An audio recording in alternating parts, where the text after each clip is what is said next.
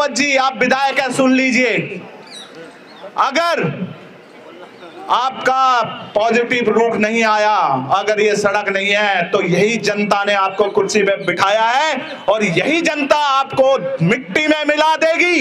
यही जनता आपको आवाज दो, आवाज दो। कमलो दूरा की 5 किलोमीटर की, कमलो दूरा की 5 किलोमीटर की आवाज दो। दिलीप रावत सड़क दो, दिलीप रावत। उत्तराखंड सरकार, सांसद महोदय, उत्तराखंड सरकार, आवाज दो, आवाज दो, आवाज दो।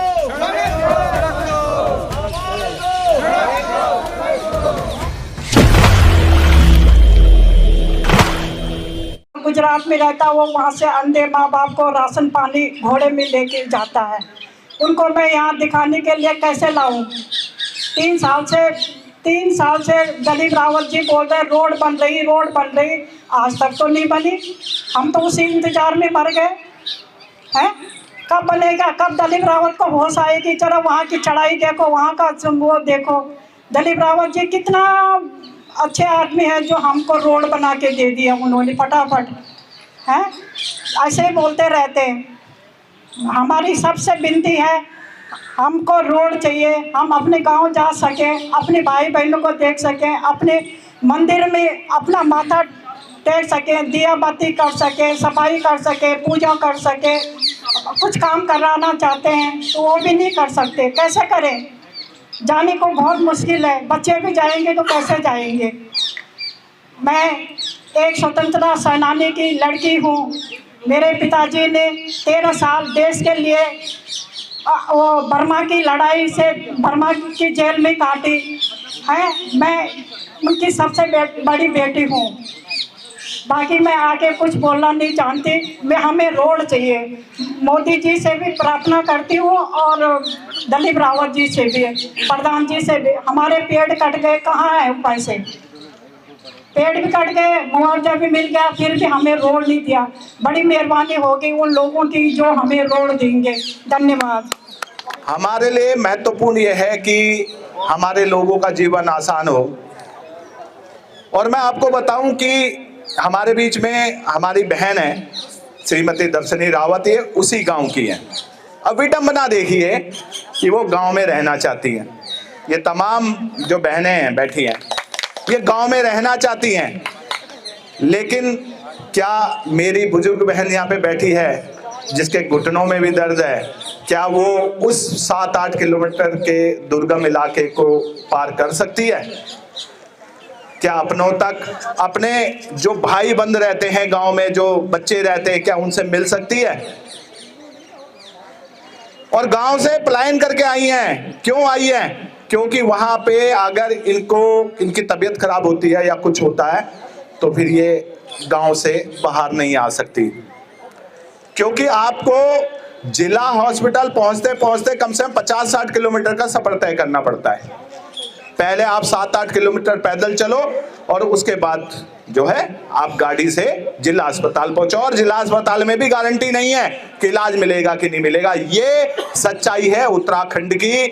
अगर किसी को गलतफहमी है कि उत्तराखंड बड़ा विकास कर रहा है, हाँ मैं कहता हूं करता है। रोडों के जरिए श्रद्धालुओं को, पर्यटकों के लिए सारी व्यवस्थाएं, लेकिन जो वहां के लोग हैं वो नारकीय जीवन जी रहे हैं। यही सच्चाई है और इस सच्चाई को दुनिया देख ले। हम मजबूर होके बैठे हैं। हमने बहुत बढ़ चढ़ कर भाजपा को वोट किया, लेकिन आज उसी सरकार के खिलाफ हमने हुंकार भरी है। और मैं यहाँ पे मेरी बहन है दर्शनी रावत जी, मैं उनसे कहूंगा, क्योंकि उन पैसों से हमारी रोड बन जाती, उसमें पैसे बच जाते, लेकिन नीयत ठीक नहीं है।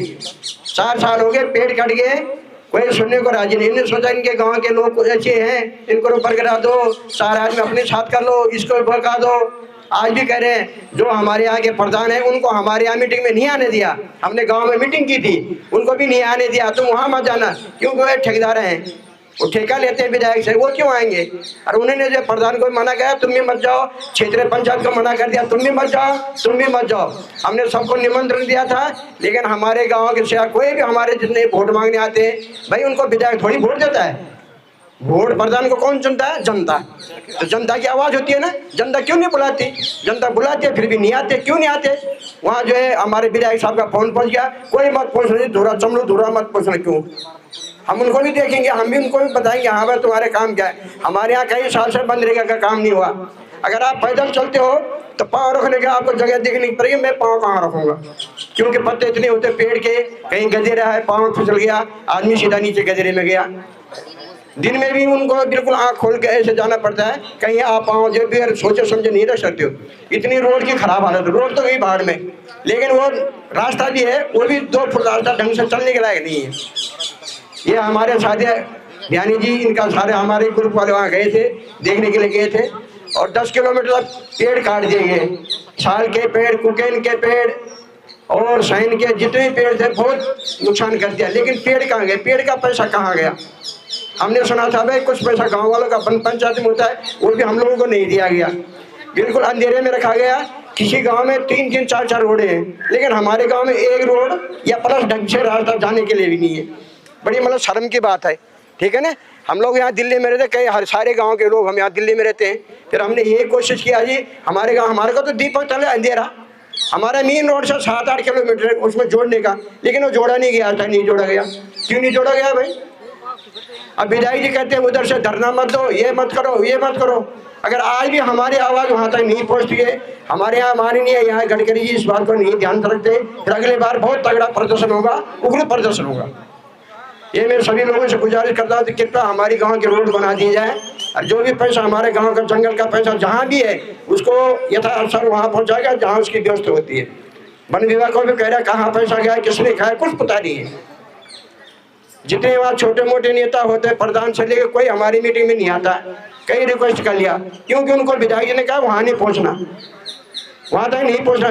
ठीक है भाई, तुम्हारे आवाज़ में नहीं आएंगे, आपने चुना उनको, जनता ने चुना, उनको तो आना चाहिए, लेकिन फिर भी हमारे पास नहीं आए हो, ठीक है ना। अभी तो चंद लोग आ रखे, फिर एक अगर नहीं आवाज़ सुनाई देगी फिर और तगड़ा प्रदर्शन करेंगे।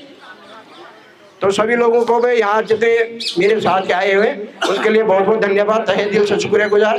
और हो सकता है आगे भी हमारी जरूरत हुए भी आज एक कहने को मजबूर है, दिलीप रावत शर्म करो, दिलीप रावत शर्म करो, चुल्लू भर पानी में डूब मरो, चुल्लू भर पानी में डूब मरो।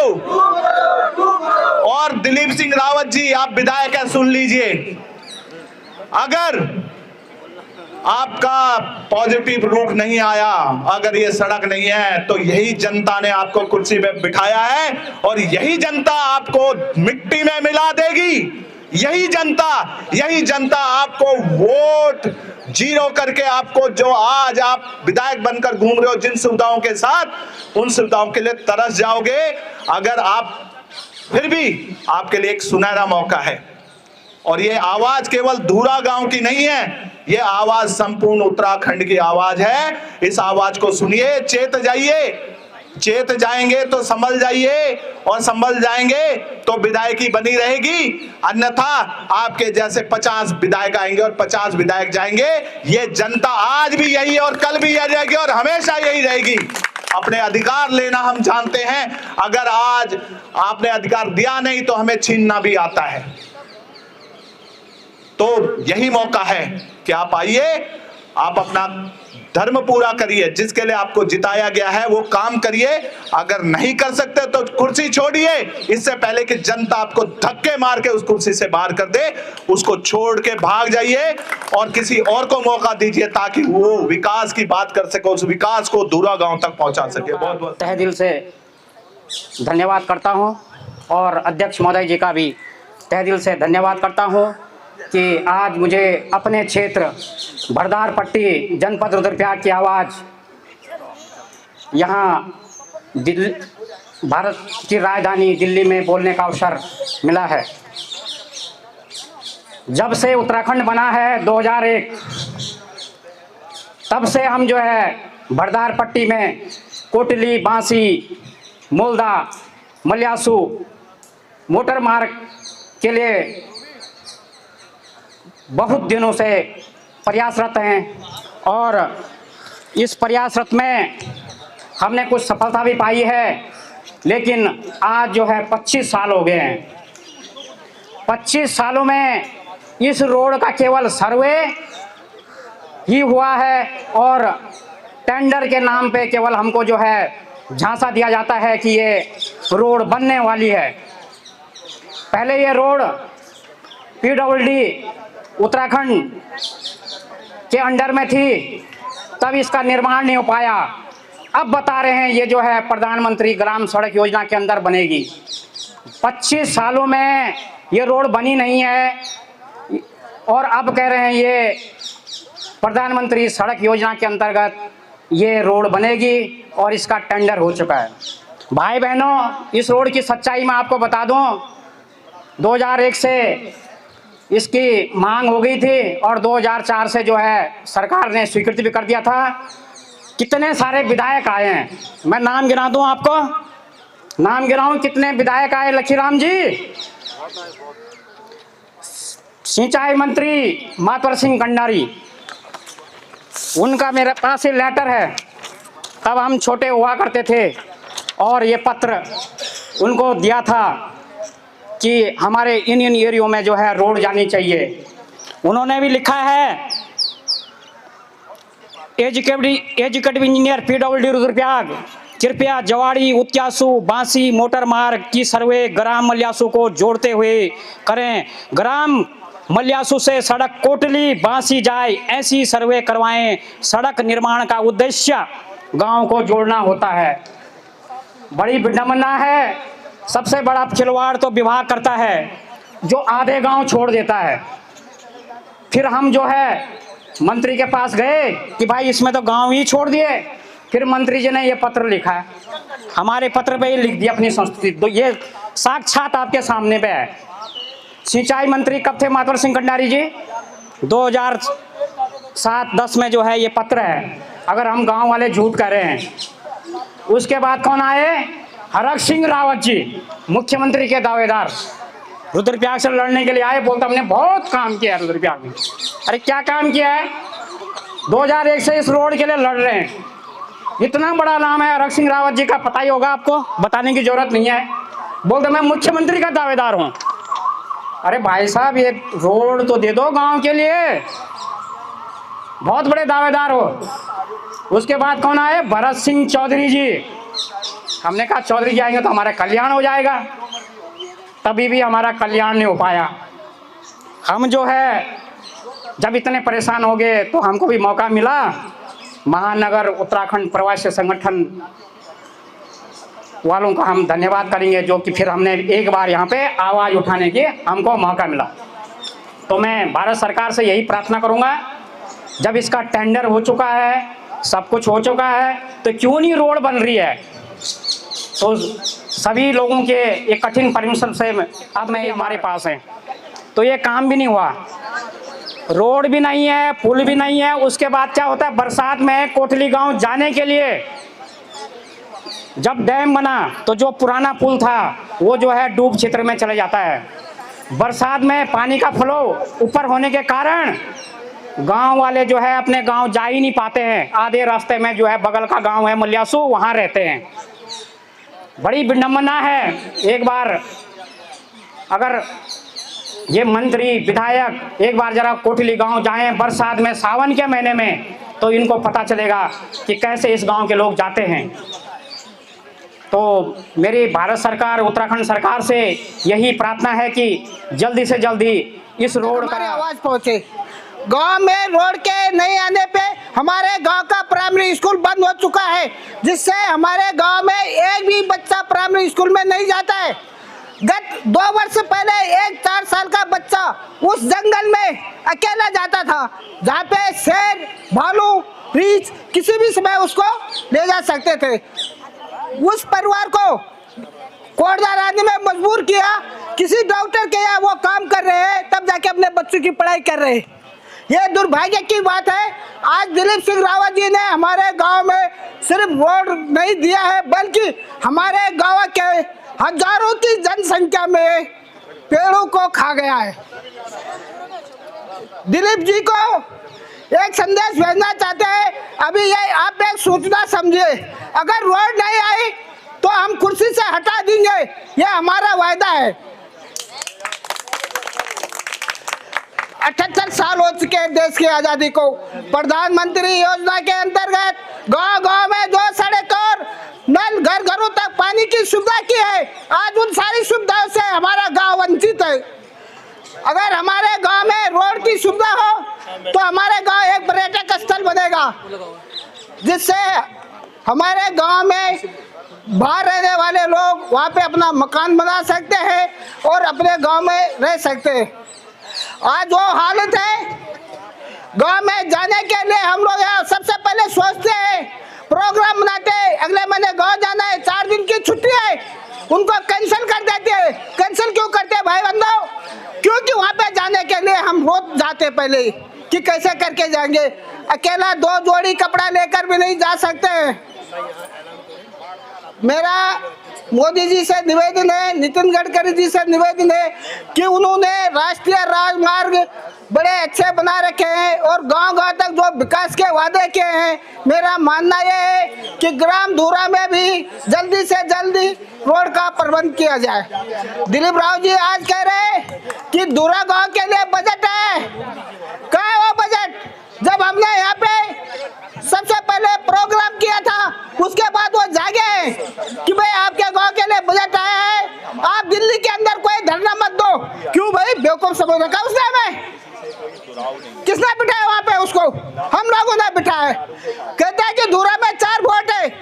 अबे साले रोड नहीं आएगी तो वहां कौन रहेगा? वोट कौन देगा उसको? अगर गांव में रोड होगा तो हर एक गांव का आदमी वहां पे अपना वोटिंग आई कार्ड बनाएगा और वोट देगा। ग्राम रजबो से धूरा धामदार टोटल 15 किलोमीटर की दूरा है, आज तक कनेक्टिविटी नहीं की है।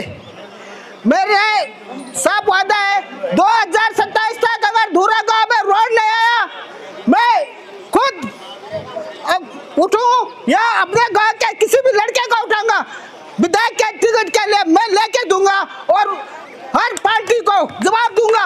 ये जीतने के लिए, उनको हराने के लिए ताकत रखता हूं।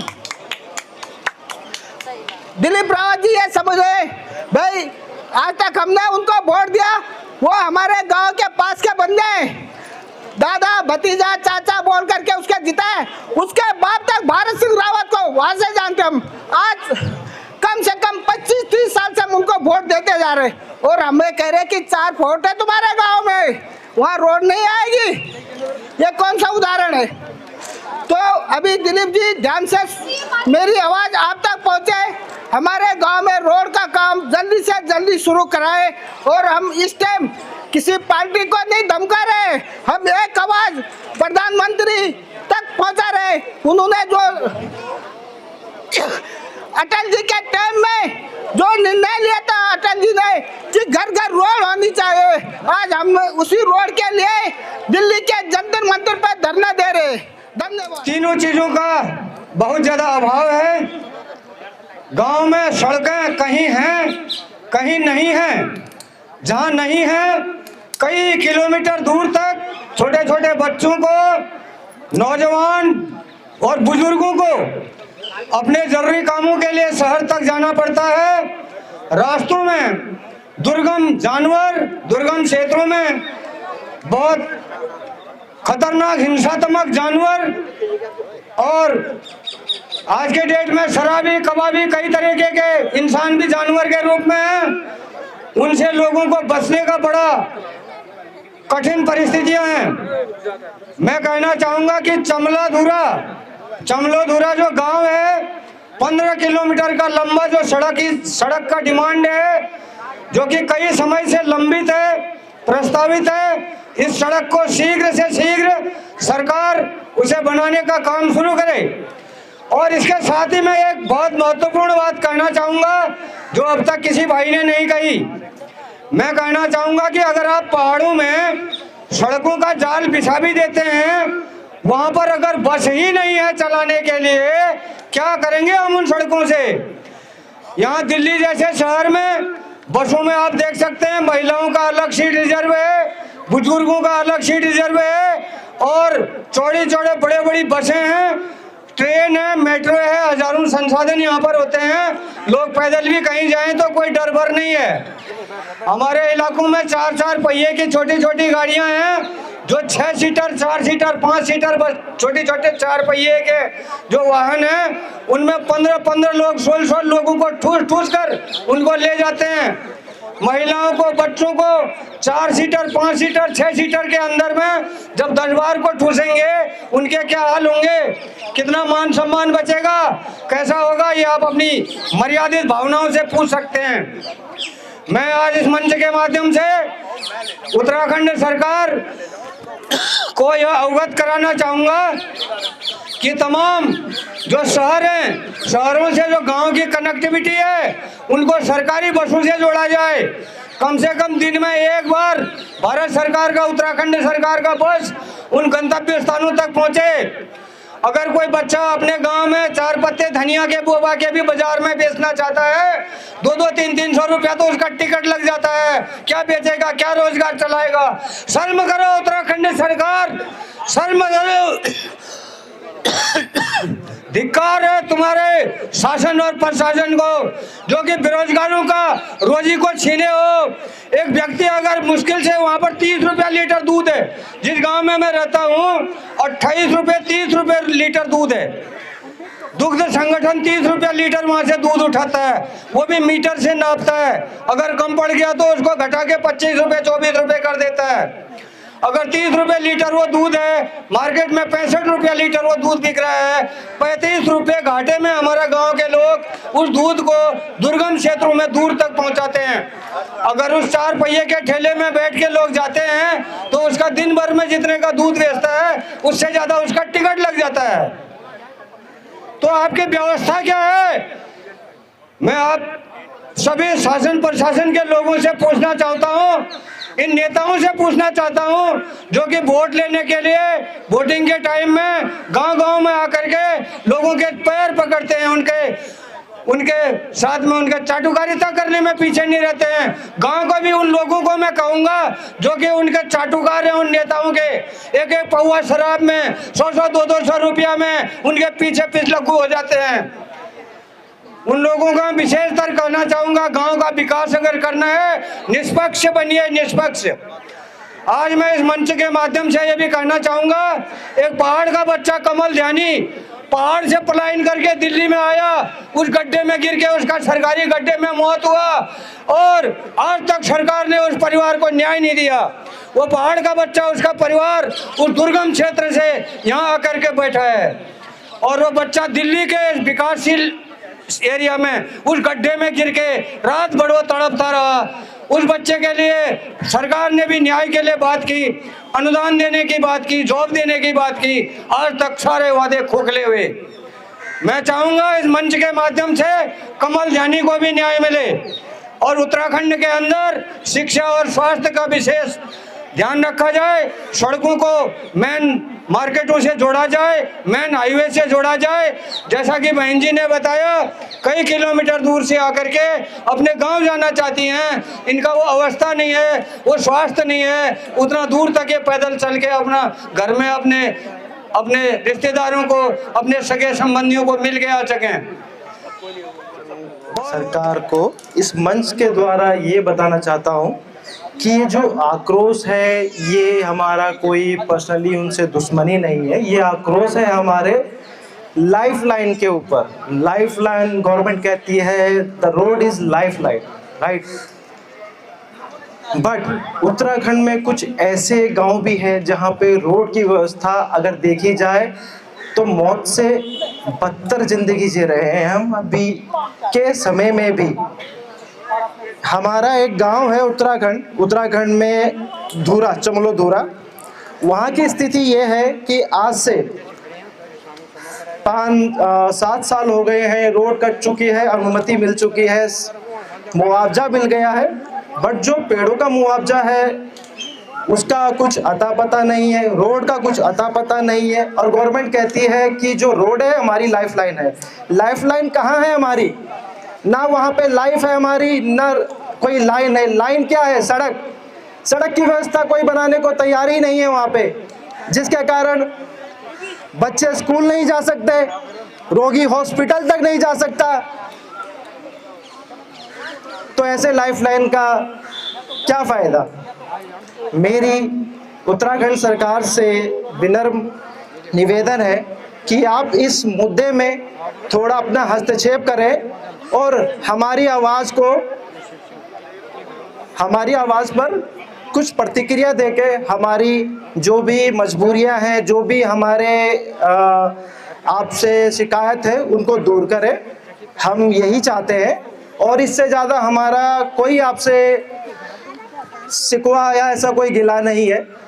मैं यही चाहता हूं कि गवर्नमेंट सरकार जो भी है बीजेपी की है, अभी तो जो हमारे बीजेपी है, तो मैं चाहता हूं हिंदुत्व बीजेपी से बना है, हिंदुत्व बीजेपी से बना है और मैं चाहता हूं उत्तराखंड में विकास हो। इसीलिए तहे दिल से मैं मोदी जी का धन्यवाद कहूँगा।